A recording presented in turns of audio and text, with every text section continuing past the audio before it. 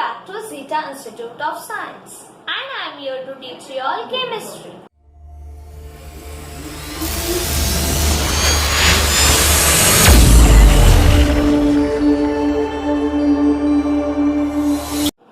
So students, we have completed with 2 chapters of chemistry. Okay? Here we are going to start with the 3rd chapter of chemistry, that is states of matter. So what is actually a matter? We have already studied कि matter होता क्या है. Matter is something which occupies space. कोई जगह occupy करना, कोई part occupy करना is matter. जो भी occupy करता है वो चीज वो matter होता है. हमें पता है कि 3 टाइप्स के मैटर्स होते हैं, solid, liquid and gases. Basic matters है सॉलिड, लिक्विड, गैसेस. ओके, ये 3 मैटर्स है. And in this chapter we are only going to deal with gases and liquid state. Okay, so we will first check कि solid, liquid and gases का classification क्या है, किस basis पे या फिर क्या डिफरेंस है उन दोनों तीनों स्टेट्स के बीच में. पहले वो चेक करेंगे, उसके बाद हम आगे की स्टडीज करेंगे. Okay, as I said you that matter is divided into basic 3 types: solid, liquid and gaseous. So now we are going to check with the classification कि मीन्स तीनों के बीच में क्या डिफरेंस है. So if अगर particles की बात की जाए तो जो सॉलिड के पार्टिकल्स होते हैं वो टाइटली पैक्ड होते हैं. लिक्विड के जो पार्टिकल्स होते हैं वो एकदम लूज पैक होते हैं, एकदम में नहीं, थोड़ा लूज रहेंगे. जो गैसियस के हैं वो बहुत ज्यादा लूजली पैक्ड होंगे.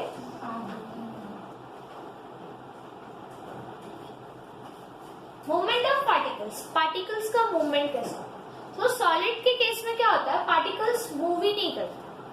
बट जब लिक्विड के केस में आता है तो लिक्विड के केस में थोड़ा बहुत जो पार्टिकल्स है वो मूव करते हैं ताकि कोई पोजीशन वगैरह ले सके. मींस थोड़ा डिस्टेंस तक लिक्विड फ्लो होता है, राइट. अगर पानी भी गिराते हो तो आप देख सकते हो कि पानी थोड़ा फ्लो हो रहा है. सो मीन्स व्हाट, उसके पार्टिकल्स थोड़ा मूव हो रहे हैं. गैसेस के केस में क्या होता है कि जो भी पार्टिकल्स है ना वो रैंडमली यहाँ से वहां मूव होते रहते हैं. अगर शेप और वॉल्यूम की बात की जाए तो सॉलिड को जो शेप है और वॉल्यूम है वो फिक्स होता है. सॉलिड का शेप और वॉल्यूम चेंज नहीं कर सकते. For example you can see this duster. ये डस्टर का जो शेप है वो भी फिक्स है. इस डस्टर से जो ऑक्यूपाइड वॉल्यूम है that is also fix, right. Proper fix shape है. कोई है क्या कि डस्टर अभी ऐसे थोड़े टाइम बाद इसका शेप चेंज हो जाएगा? No, it won't happen. So this is the example of solid जहां पे इसका शेप और वॉल्यूम फिक्स है. ओके, लिक्विड में क्या होता है, कोई भी लिक्विड लो, अगर आप उसको suppose you are taking water in a beaker, तो अगर आप बीकर में वाटर लोगे तो वाटर बीकर के साइज का हो जाएगा. अगर आप पानी को पैन के अंदर डालोगे तो वो पैन का साइज ले लेगा. मीन्स व्हाट, लिक्विड उस चीज का शेप और साइज लेता है जिसमें उसको रखा जाए. तो बेसिकली वो कंटेनर का शेप लेता है, बट जो उसका वॉल्यूम होता है वो सेम रहता है. 1 लीटर पानी 1 लीटर ही रहेगा, चेंज नहीं होता, राइट. गैसेस के केस में क्या है कि उसको वॉल्यूम और शेप कंटेनर के हिसाब से होता है. एलपीजी सिलेंडर वगैरह लो तो उसमें गैस ही तो रहती है. वो गैस जितना आप उसको जो गैस का जो साइज रहेगा, छोटे वाले गैस में डालोगे तो छोटे वाले गैस के साइज में हो जाएगा, उस साइज का वॉल्यूम हो जाएगा. अगर बड़े वाले सिलेंडर्स में आप उसको पोर करोगे तो उसका साइज भी चेंज हो जाता है, राइट. शेप चेंज हो जाता है. सो गैसेस के केस में क्या है कि वो कंटेनर का ही साइज भी लेगा, शेप भी लेगा और वॉल्यूम भी लेगा. Intermolecular space. तो बेसिकली इंटरमॉलिक्यूलर स्पेस क्या होती है, 2 मॉलिक्यूल्स के बीच में जो ये होता है space, actually it is space. So 2 molecules के बीच में जो भी जगह होती है that is actually the intermolecular space. So solid के केस में वो बहुत कम होती है। लिक्विड के केस में हाँ थोड़ा बहुत स्पेस होता है। क्यों होता है? क्योंकि उसको अगर मूवमेंट करना है, यहाँ पे अगर वो मूव कर रहा है तो मतलब यहाँ पे थोड़ी बहुत तो स्पेस होगी कि वो हिल सके। गैशियस के केस में क्या होता है, वो बहुत ज्यादा स्पेसिंग पे होता है। एक मॉलिक्यूल अगर यहाँ पे है ना तो दूसरा मॉलिक्यूल इस कॉर्नर में आएगा, इतना डिफरेंस आएगा एक कॉर्नर से दूसरे corner. Effect of a small change in temperature, अगर टेम्परेचर में थोड़ा सा भी चेंज है तो वो उसके पार्टिकल्स, सॉलिड लिक्विड और गैशियस के पार्टिकल्स में क्या असर, अगर टेम्परेचर थोड़ा भी चेंज है तो सॉलिड का जो वॉल्यूम है ना वो थोड़ा सा चेंज हो जाएगा। लिक्विड के केस में क्या होगा, थोड़ा ज्यादा हो जाएगा, सॉलिड से थोड़ा ज्यादा हो जाएगा पर गैशियस से कम, मतलब बीच में रहेगा, ज्यादा कम भी नहीं होगा, ज्यादा चेंज नहीं होगा, ज्यादा ना बढ़ेगा ना कम होगा। ओके, गैशियस में क्या होता है कि जब टेम्परेचर चेंज होता है तो वॉल्यूम हाई लेवल पे चेंज हो जाता है, मतलब बहुत ज्यादा चेंज वॉल्यूम में आ जाता है। ओके, कंप्रेशन मतलब क्या कि उसको हम अगर किसी चीज में डाल रहे हैं तो उसको अगर हम प्रेस कर रहे हैं तो वो प्रेस हो रही है क्या, मतलब उतना और कम हो रहा है क्या उसका स्पेस। अगर इसको वॉल्यूम वगैरह सब फिक्स है सॉलिड को तो कंप्रेसिबिलिटी जो है वो नहीं होती है। इसका शेप कंटेनर के वाइज जाता है लिक्विड का, इसकी वजह से वो थोड़ा कंप्रेसिबल होता है। गैसेस के केस में वो बहुत ज्यादा कंप्रेस होता है, वो ज्यादा कंप्रेस होता है, इसी वजह से हम उसको सिलेंडर में फिल कर पाते हैं। बट अगर कोई सॉलिड चीज को हम सिलेंडर में फिट करना चाहेंगे तो उतने अच्छे से फिट नहीं होती है। लेकिन गैसेस जितना चाहिए उतना कंप्रेस करके जितना छोटा करना है उतना छोटा होके वो फिट हो जाए। This was the short difference between solid, liquid and gaseous. Note down this or screenshot it and note it later on. Do as per your convenience. आप लोगों को वो डिफ्रेंसिएशन देख के ये क्लियर हुआ होगा, थोड़ा बहुत ऐसे रफ आइडिया आया होगा आपके दिमाग में या फिर रफ इमेज आई होगी कि सॉलिड ऐसे दिखता है, लिक्विड ऐसे दिखता होगा, गैसियस ऐसे दिखता होगा। तो यहाँ पे मैंने ड्रॉ किया है, यू कैन सी कि ये मेरा डायग्राम है सॉलिड का। इस सॉलिड के डायग्राम के अंदर जो पार्टिकल्स है वो कितने कंजस्टेडली पैक्ड है, कितना घिचमिट करके पैक किया, और इसके बीच में अगर देखो थोड़ी थोड़ी ही स्पेस है, बहुत थोड़ी स्पेस है। लिक्विड के केस में देखो थोड़ा लूज पैक्ड है, स्पेसेस अच्छे से दिख के आ रहे हैं, राइट। अब गैसियस में चेक करो, गैसियस में बहुत ज्यादा स्पेसिंग है, राइट। सो ये है सॉलिड, लिक्विड एंड गैसियस का माइक्रोस्कोपिक व्यू, जहां पे आपको वो पार्टिकल्स कैसे पैक्ड है वो दिखाई दे। ओके, सॉलिड को जब हम हीट करेंगे, कोई भी सॉलिड लेके अगर उसको हम गर्म करेंगे या फिर उसको हीट अप्लाई करेंगे तो वो लिक्विड में टर्न हो जाएगा। उस लिक्विड को भी अगर हम हीट अप्लाई करते जाएंगे तो वो गैसियस स्टेट में चला जाएगा। लेकिन एक रिवर्स प्रोसेस भी होता है, जब हम गैसियस को लेके उसको ठंडा करते हैं, एक सर्टेन अमाउंट का लो टेम्परेचर में रख देंगे उसको, वो कूल होता जाएगा। जब वो कूल हो जाएगा गैसियस तो वो लिक्विड बन जाएगा। लिक्विड चीज को अगर हम कूल करते हैं तो सॉलिड और लिक्विड का बेस्ट एग्जाम्पल है आइसक्रीम। लो, उसको बाहर ऐसे छोड़ दो, थोड़े टाइम बाद जब वो हीट वगैरह लगती है उसको, टेम्परेचर हीट जो नॉर्मल बेसिक टेम्परेचर होता है, रूम टेम्परेचर, वो वाली हीट लग जाती है तो आइसक्रीम मेल्ट हो जाती है, that becomes liquid. Best example, same ice cream को लो और फ्रिज में रख दो, सर्टेन टाइम बाद कूल हो जाएगी और सॉलिड बन जाएगी। ओके, लिक्विड, अगर कोई भी पानी को आप गर्म कर रहे हो पानी को, तो वेपर्स बन जाएंगे, that vapour is nothing but gaseous state, हवा हो जाएगी।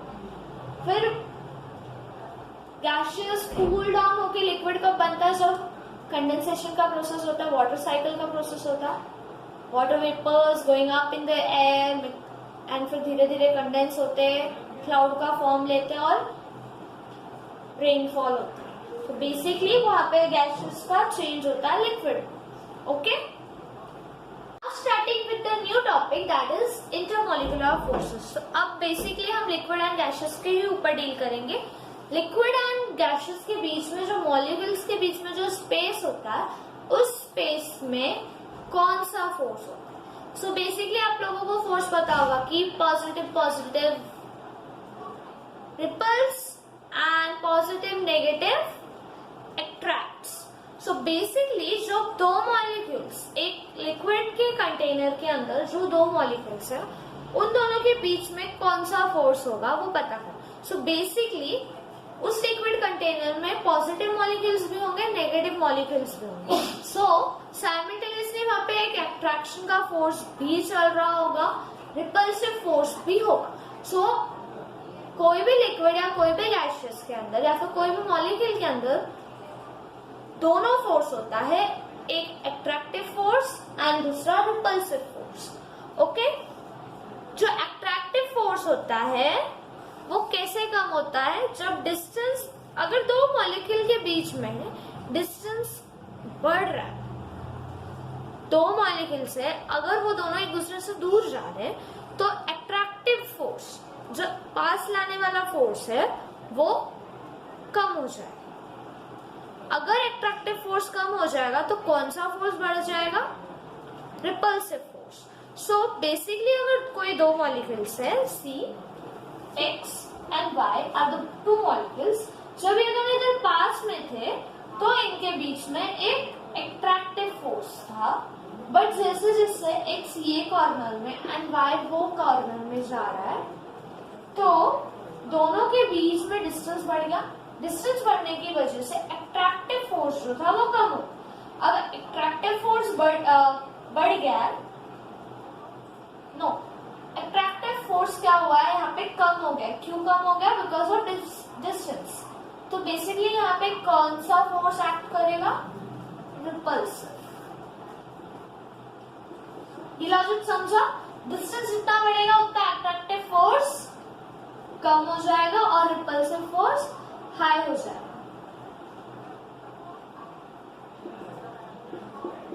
ठीक है, और ये जो इंटरमॉलिक्यूलर स्पेस होता है, ये कहाँ पे ज्यादा देख सकते हो आप, जब मॉलिक्यूल्स पास होंगे तो फोर्स ज्यादा होगा ना। सो बेसिकली इंटरमॉलिक्यूलर स्पेस के फोर्स जो होता है वो सॉलिड्स में ज्यादा होता है, लिक्विड में सॉलिड्स के कंपेयर थोड़ा कम होता है, एंड गैसियस में बहुत ही ज्यादा कम हो जाता है या फिर नेग्लिजिबल हो जाता है। कभी कभी वो फोर्स दिख के भी नहीं आता। ठीक है, is this clear? I hope you all are clear with it. Let's check with the types of intermolecular forces. So यहाँ पे हमारे पास 5 टाइप के इंटरमोलिकुलर फोर्सेस के टाइप्स हैं. So हम एक एक करके स्टडी करेंगे. तो first type which we are going to study is dipole-dipole interaction. Okay? So first we are going to study with dipole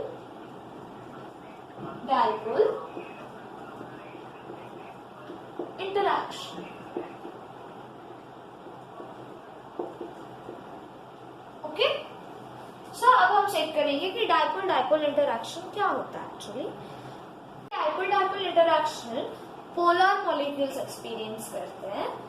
and ये पोलर मॉलिक्यूल्स क्यों एक्सपीरियंस करते हैं ये फोर्स या फिर ये इंटरैक्शन? क्योंकि वहां पे इलेक्ट्रोस्टैटिक इंटरैक्शन होता है.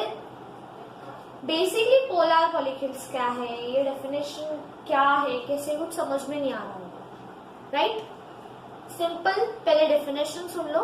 Polar molecules experience dipole dipole interaction force because of electrostatic interaction between dipoles और नेबरिंग मॉलिक्यूल्स. अब आप लोग सोच रहे होंगे ये पोलर मॉलिक्यूल्स क्या? सो पोलर मॉलिक्यूल्स या फिर पोलर मॉलिक्यूल्स का दूसरा नाम है पोलर कोवैलेंट मॉलिक्यूल्स. सो ये मॉलिक्यूल एक्चुअली क्या होता है, इसका मीनिंग एक्चुअली डाइपोल होता है. डाइपोल का मीनिंग है कोई भी दो मॉलिक्यूल जिसको पोल्स. बेसिकली अगर देखो तो यहाँ पे मैंने HCl का एग्जाम्पल लिया है, तो पोलर मॉलिक्यूल बोला है. पोलर मॉलिक्यूल में दो पोल आने चाहिए. इसमें भी दो पोल्स है. एक H का जो भी चार्ज होगा वो वाला पोल, क्लोरीन का जो भी चार्ज होगा वो वाला पोल. ओके, सो बेसिकली अगर देखा जाए तो हाइड्रोजन प्लस होता है, क्लोरीन नेगेटिव होता है, तो HCl फॉर्म होता है, right? H plus and Cl negative come together and form HCl, इतना आपको पता होगा। सो HCl is an polar molecule. ये पोलर मॉलिक्यूल्स में क्या है, एक पॉजिटिव है एक नेगेटिव है, that is delta positive and delta negative, delta positive delta negative. So जब ये दोनों के बीच में अब एक फोर्स जा रहा है, इंटरैक्शन फोर्स जा रहा है, अट्रैक्ट हो रहा है, दोनों positive negative attracts towards each other, you know this, right? So basically यहाँ पे भी यही होता है, इलेक्ट्रोस्टैटिक इंटरैक्शन मतलब चार्जेस का इंटरैक्शन हो रहा है, पॉजिटिव और नेगेटिव का।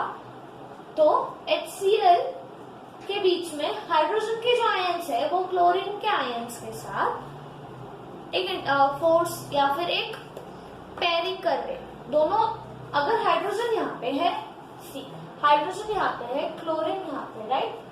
ये दोनों के बीच में एक फोर्स आ रहा है जो अट्रैक्टिव फोर्स है, मीन्स ये दोनों पास आ रहे हैं, राइट? दोनों साथ में आके एक मॉलिक्यूल फॉर्म करना चाहते हैं, राइट? सो एक जो फोर्स ये लोग एक्सपीरियंस कर रहे हैं, वो एक जो फोर्स ये लोग एक्सपीरियंस कर रहे हैं, that is only dipole force. मतलब ये पोलर मॉलिक्यूल है, H भी एक पोलर मॉलिक्यूल है, C भी एक पोलर कंपाउंड है, मीन्स इसको एक डाइपोल है, इसको एक डाइपोल है, ये दोनों के बीच में एक फोर्स आएगा, वो होगा अट्रैक्टिव फोर्स। उस अट्रैक्टिव फोर्स को हम यहाँ पे डाइपोल डाइपोल बोल रहे हैं। क्यों बोल रहे हैं? बिकॉज ये दोनों अपना अपना एक चार्ज कैरी कर रहे हैं, इसकी वजह से हम यहाँ पे बोल रहे हैं कि पोलर मॉलिक्यूल से फोर्स एक्सपीरियंस कर रहे हैं, वो फोर्स है डाइपोल डाइपोल इंटरैक्शन। क्यों कर रहे हैं? डाइपोल से वहां पे नेबरिंग मॉलिक्यूल से, मतलब ये H दूसरे H के साथ भी तो सराउंडेड होगा। अगर एक कंपाउंड लोगे आप, मेरा ये कंटेनर है सपोज, सो यहाँ पे खाली एक HCl तो होगा नहीं, राइट? बहुत सारे H होंगे, बहुत सारे Cl होंगे, राइट? बहुत सारे H है, बहुत सारे Cl। तो बेसिकली ये HCl, ये H, ये Cl, ये H, ये Cl आपस में एक फोर्स एक्सपीरियंस कर रहे हैं, अट्रैक्टिव का, अट्रैक्ट होने का, बट H और H के बीच में एक रिपल्सिव फोर्स भी है, राइट? सो H और H ये दोनों एक दूसरे के पोलर मॉलिक्यूल्स है, डाइपोल मॉलिक्यूल्स है, ये डाइपोल प्लस, ये dipole plus, right? Delta plus वाले मॉलिक्यूल्स है। ये दोनों आपस में एक फोर्स एक्सपीरियंस कर रहे हैं, बट उस फोर्स से ज्यादा, तो ये दोनों एक दूसरे को दूर फेंक रहे हैं, बट HCl एक दूसरे को पास ला रहे हैं। सो ये पूरे कंटेनर में जितने भी मॉलिक्यूल्स है वो आपस में एक फोर्स कैरी करते हैं। आप H और Cl साथ में आ रहे, Cl दूर जा रहे, H भी दूर जा रहे, तो ये बेसिकली चल रहा है कंटेनर। इसके लिए हम बोलते हैं डाइपोल डाइपोल इंटरैक्शन में पोलर डाइपोल्स फॉर्मेशन हो रहा है, नेबर मॉलिक्यूल्स के वजह से एक इलेक्ट्रोस्टैटिक इंटरैक्शन हो रहा है। इसकी वजह से जो पोलर मॉलिक्यूल्स होते हैं वो डाइपोल डाइपोल इंटरैक्शन है। समझा? Dipole moment, dipole dipole interaction में एक न्यू पॉइंट है डाइपोल मोमेंट का। डाइपोल मोमेंट को हम म्यू से डिनोट करते हैं। Mu is equals to Q into R। तो ये Q क्या है, वो R क्या है, वो हम चेक करते हैं। So basically Q is the magnitude of charge. मैंने बताया आपको कि एक डेल्टा प्लस होता है, एक डेल्टा नेगेटिव होगा। ये डेल्टा नेगेटिव यहाँ पे Cl है, यहाँ पे वो H। सो ये दोनों का मैग्नीट्यूड मतलब डेल्टा प्लस डेल्टा माइनस का मैग्नीट्यूड यहाँ पे, और R जो है इन दोनों के बीच का distance. So basically dipole moment is the magnitude of the charges and the distance between them. Proper एक क्रॉस प्रोडक्ट है जहां पे हम फाइंड करते हैं कि डाइपोल मोमेंट क्या है। डाइपोल मोमेंट एक्चुअली चेक करता है कि उसके अंदर चार्ज कितना है या फिर दो मॉलिक्यूल्स के बीच में डिस्टेंस क्या है। सिर्फ इतना चेक करने के लिए होता है, जिसको हम म्यू से डिनोट करते हैं। वो क्या होता है Q मतलब ओवरऑल मैग्नीट्यूड चेक करता है वो चार्जेस का, एंड R उन दो मॉलिक्यूल्स के बीच का डिस्टेंस बताता है। सिंपल है, डायपोल मोमेंट में कुछ नहीं, सिर्फ एक फॉर्मूला याद रखना, that is mu is equals to Q into R, where R stands for distance between the two molecules and Q stands for the magnitude of charges. Okay? In type of intermolecular force, that is ion dipole interaction. Ion मतलब क्या? Cation ion ion पता होगा, plus वाले charges के molecules, minus वाले molecules के charges, ये word सुना होगा, कैटायन एनायन। ये दोनों कुछ और नहीं है, ये आयन ही है, ion ion, cation and anion. Dipole just हमने चेक किया, पोलर मॉलिक्यूल्स में होता है, that is delta plus and delta negative. अभी जस्ट चेक किया हम लोगों ने। सो बेसिकली एक आयन डायपोल इंटरैक्शन क्या होता है, वो एक इलेक्ट्रोस्टैटिक इंटरैक्शन का ही फॉर्म है। मीन्स इसमें भी एक इलेक्ट्रोस्टैटिक इंटरैक्शन हो रहा है प्लस माइनस मॉलिक्यूल्स की वजह से, बट ये क्यों हो रहा है, कैटायन और अनायन के प्रेजेंस की वजह से, दैट इज आयन का प्रेजेंस जो हो रहा है उसकी वजह से होता है। और जो पार्शियल चार्जेस होते हैं पोलर मॉलिक्यूल्स पे, HCl है उसके ऊपर पार्शियल चार्ज होता है ना, पॉजिटिव नेगेटिव, ये पार्शियल चार्ज होते हैं basically dipoles, delta plus delta negative, right. So ion dipole interaction is basically the result of electrostatic force or electrostatic interaction between an ion, that ion may be cation or anion, and the partial charges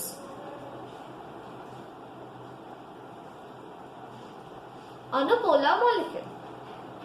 polar molecule पे जो भी partial charge होगा, जो भी cation ion के presence की वजह से चार्जेस प्रेजेंट होगा, उसकी वजह से इलेक्ट्रोस्टैटिक इंटरैक्शन होगा, एंड ये ओवरऑल प्रोसेस को हम आयन डायपोल इंटरैक्शन बोलेंगे। यहाँ पे एक आयन भी इंटरैक्ट हो रहा है, एक डायपोल भी इंटरैक्ट हो रहा है, इसकी वजह से ऐसे भी आप बोल सकते हो। ओके, एंड ये जो डायपोल होता है वो क्या होता है, कोई भी कंपाउंड या फिर कोई भी मॉलिक्यूल का पार्शियल चार्ज होता है। ओके, अब इनका स्ट्रेंथ चेक करेंगे कि यहाँ पे इसका स्ट्रेंथ क्या होता है।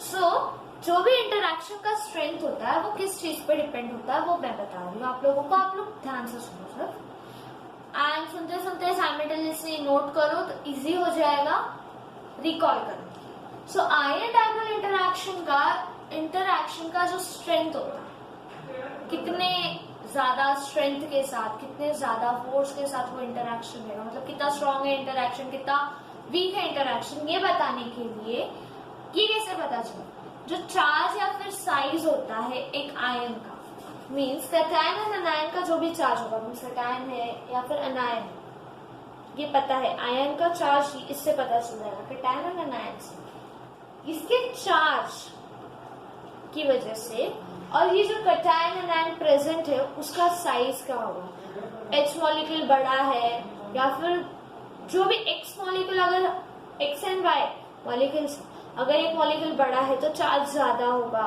तो इंटरैक्शन ज्यादा होगा, स्मॉल साइज है तो इंटरैक्शन डिफरेंट होगा। तो साइज और चार्ज की वजह से इंटरैक्शन का स्ट्रेंथ डिसाइड करते हैं। And along with that, strength also depends on the magnitude of dipole moment and size of this moment. So dipole moment हमने चेक किया कि म्यू से हम नोट करते, that is Q into R, right? Dipole moment Q into R।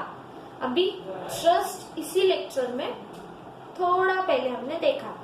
So ion dipole interaction का strength dipole moment भी बताता है। सो ये देखो डायपोल मोमेंट क्या क्या था, डायपोल मोमेंट कितना यूजफुल है, ठीक है, किसी चीज का स्ट्रेंथ बताने के लिए भी हम डायपोल मोमेंट को यूज कर सकते हैं। एंड सेम मॉलिक्यूल के साइज की वजह से भी हमें पता चल जाता है। अगर एक मॉलिक्यूल बड़ा है, सपोज एक HCl है इतना ही, एक HI है जो बड़ा है, इसकी वजह से स्ट्रेंथ वैरी हो रहा है कि नहीं? So this size also tells us the strength of the ion dipole interaction. अब आप लोग सोच रहे होंगे ये इंटरैक्शन हम पढ़ क्यों रहे, ये कहाँ पे इम्पोर्टेंट है? ये जो इंटरैक्शन है वो एक्वस सॉल्यूशन में इम्पोर्टेंट होता है। एक्वस मतलब वाटर। लिक्विड सॉल्यूशंस जो भी होते हैं, पानी वाले सॉल्यूशन या फिर लिक्विड, प्रॉपर जो लिक्विड सॉल्यूशंस होते हैं उसमें ये इंटरैक्शन यूज किया जाता है। लिक्विड होता है ना HCl, तो ऑब्वियसली एक्वस सॉल्यूशन है ना वो। जब आयनिक कंपाउंड फॉर्म होता है, आयनिक कंपाउंड मतलब कैटायन एनायन का जब एक कंपाउंड फॉर्म होता है, कैटायन एनायन का एक कंपाउंड ले लेते हैं Na+Cl- कंपाउंड ले लिया ना, तो NaCl मैंने डाल दिया पानी में, लेकिन जब वो ब्रेक हो रहा है, अब नमक पानी में डालने के बाद डिसॉल्व हो जाता है, ये आप हम लोगों का नॉर्मल फंडा है। हम लोग ऐसे जज करते हैं कि वो डिसॉल्व हो गया मतलब वो खत्म हो गया, बट एक्चुअली क्या होता है, पानी के अंदर जाने के बाद सपोज ये वाटर है, इसमें NaCl मैंने डाल दिया, थोड़े टाइम बाद क्या होगा, ये NaCl नहीं रहेगा, Na+ अलग हो जाएगा, Cl- अलग हो जाएगा। एक आयनिक कंपाउंड लिया NaCl, जब उसको वाटर में मैंने डाल दिया तो वो Na+ एंड Cl- में सेपरेट हो गया, और इसके साइड में क्या है, H2O मॉलिक्यूल्स है, क्योंकि वाटर लिया ना मैंने, तो प्रॉपर H2O मॉलिक्यूल्स भी अंदर होंगे। अब NaCl का एक ही Cl नहीं बनेगा, ढेर सारे NaCl होंगे जो मैं यहाँ पे शो नहीं करूँ। देखो ऐसे कंपाउंड फॉर्म होंगे, ब्रेक हो गया है, लेकिन मेन टारगेट क्या था, NaCl का ब्रेक है, जो पानी में जाते ही ब्रेक हो चुका है NaCl। जो ये आयन सेपरेट हुए हैं उसको बोलते हैं हाइड्रेशन ऑफ सोडियम आयंस। जब NaCl वाटर में जाके ब्रेक हो जाता है Na+ और Cl- में, तब उस प्रोसेस को हम बोलते हैं हाइड्रेशन ऑफ आयंस। क्यों हाइड्रेशन? बिकॉज वाटर में डाल रहे हैं, तो हमारा एक्वस सोल्यूशन वाटर था, उसमें हमने NaCl डाला, जिसकी वजह से थोड़े टाइम पीरियड के बाद या फिर थोड़ा स्टीयर करने के बाद Na+ Cl- सेपरेट हो गए और H2O मॉलिक्यूल्स के साथ सराउंड हो गए। अब पानी है तो ऑब्वियसली पानी से ही सराउंडेड रहेंगे ना, तो H2O मॉलिक्यूल से सराउंडेड हो गए। तो ये पूरा जो प्रोसेस था आयनिक कंपाउंड का आयंस में सेपरेट होना और फिर उसके बाद उसको वाटर मॉलिक्यूल्स या फिर H2O मॉलिक्यूल्स के साथ सराउंड होने, ये जो भी टोटल ओवरऑल प्रोसेस है ना, उसको हम हाइड्रेशन ऑफ आयंस करके बोलते हैं। ओके, मैम इतने देर से कैटायन एनायन बोल बोल के हमको परेशान कर रही है, बट एक्चुअली कैटायन एनायन क्या है यही हमें नहीं पता। ऐसा है क्या कोई जिसे कैटायन एनायन नहीं पता? So basically cation means positive charge carry करने वाले कंपाउंड्स या फिर ions. Okay, anion means negative charge. हमने एग्जांपल लिया था NaCl का, जिसमें मैंने आपको बोला था Na is positive, Cl is negative. So basically, here my cation is Na, here my anion is Cl. अब आयन डाइपोल इंटरैक्शन में या फिर हाइड्रेशन ऑफ आयंस में क्या होता है, जो कैटायन होता है ना, ये वाला कैटायन दैट इज Na, ये मॉलिक्यूल छोटा होता है, मीन्स एज कंपेयर अगर हम इनका मॉलिक्यूलर स्ट्रक्चर ड्रॉ करेंगे तो ये Na है, ये इतना है, तो ये जो Cl होगा इतना बड़ा, ठीक है। तो दैट इज ओनली कैटायन का साइज जो है वो बड़ा होता है, ठीक है। और जितना कैटायन छोटा होता है, this thing C cation when it is small in size, तो उसका जो डेंसिटी होता है वो ज्यादा होता है, जिसकी वजह से इंटरैक्शन में इजी पड़ता है। डेंसिटी ज्यादा है NaCl का, फिर एक इंटरैक्शन होता है, दोनों कम साथ में आ जाते हैं। और Na के ऊपर जो पॉजिटिव चार्ज है उसकी वजह से क्या होता है, आयन डाइपोल इंटरैक्शन स्ट्रॉन्ग हो जाता है। मतलब कटायन के चार्ज की वजह से, कटायंस की वजह से आयन डाइपोल इंटरैक्शन स्ट्रॉन्ग होता है। अगर सिर्फ अनायन होगा तो वो वीक होगा इंटरैक्शन, लेकिन अगर कटायन प्रेजेंट है उस इंटरैक्शन के टाइम, मीन्स कोई एक आयन चाहिए ना, कटायन हो अनायन हो, वो एक केस होता है। तो अगर कटायन होगा वो आयन, तो जो इंटरैक्शन होगा वो स्ट्रॉन्ग इंटरैक्शन होगा, मतलब उसको ब्रेक वगैरह करने में बहुत ज्यादा प्रॉब्लम्स हो जाएगी। लेकिन जब अनायन होगा तो वो वीक इंटरैक्शन होगा, तो इजीली ब्रेकिंग वगैरह पॉसिबल है। ओके,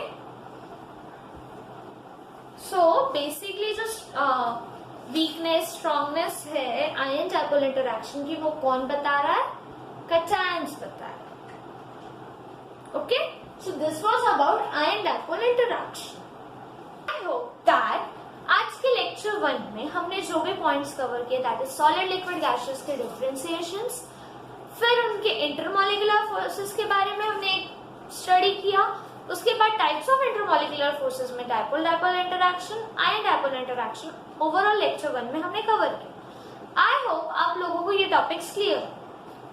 इफ कोई प्रॉब्लम है तो just let me know, I am here to clear your all doubts. And students who have not subscribed our channel yet, please subscribe the channel and click the bell icon.